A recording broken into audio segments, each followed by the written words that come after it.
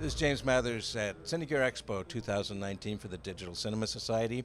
I'm here with Jose Flores. He's from Core SWX, and that's a battery company they make all kinds of cameras, batteries, and light batteries. And tell us more about the company. What does SWX stand for anyway? So Core was founded in 2001. Back then we were known as Switchtronics. In 2016, 15 years later, we realized that there was, a couple years before that, there was a lot of confusion between us and the Chinese brand Swit.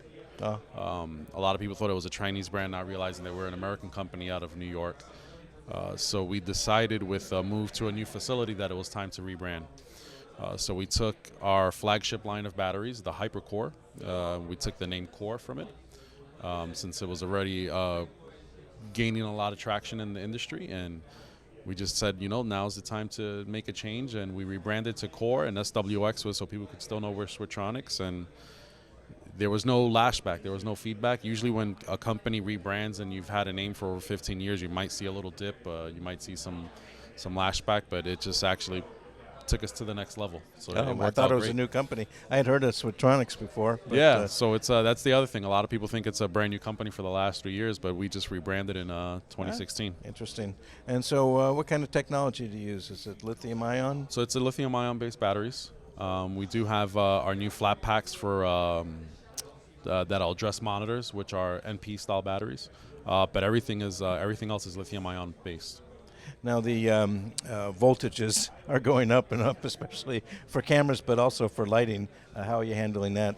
So that's always, we like to try to stay ahead of the curve. We like to keep our ears to the ground and see what the industry needs and get a lot of feedback from our end users, get feedback from the people actually developing the new technology.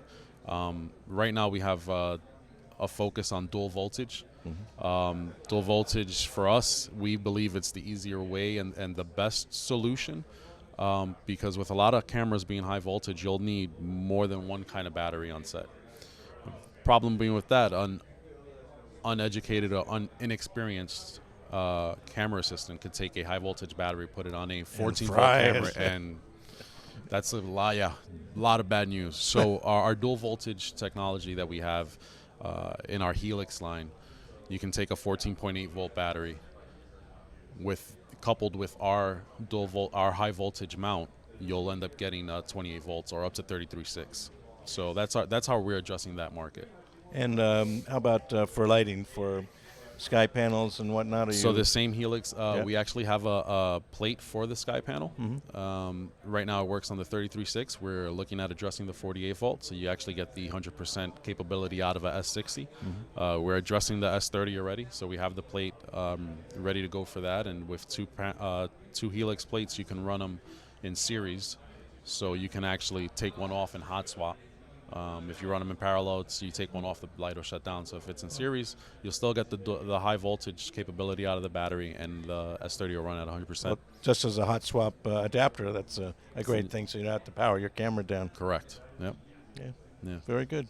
Tell us about how you handle flying with lithium ion. That's always people always ask me about that. What's new with that? There's always a lot of restrictions. That doesn't come from our industry. That's always from out of the industry with, a couple years ago you had issues with certain cell phone manufacturers or those lithium-ion powered skateboards and things like that. And then we end up getting the backlash of it, right? Which could be a problem. All of our batteries, we have a TSA certification on them. You really don't want to fly with anything over 150 watt hours. I always advise anyone never to check any lithium ion, because that's a fine that most people won't come back from. They'll tag you for an easy $250,000 fine.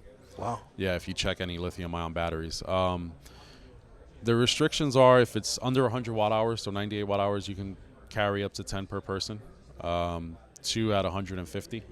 And that's it. We try to make sure that we tell people and we advise people on what the restrictions and the limitations are, and after that, it's on the person. If they want to be kind of adventurous. But well, thanks for giving us the information. Yeah. So there's not much we can do. It's all about lobbying, and that's a whole political thing to get into, and just how we can actually educate in Washington and the lawmakers in TSA on the safety of lithium ion and how cinema batteries and broadcast batteries are actually a lot safer and There's more never regulated. been any issues that I know of.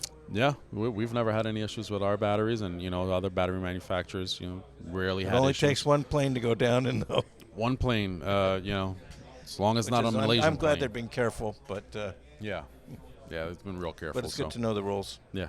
So thank you very much, Jose. No, thank you. Appreciate Thanks it. for having us.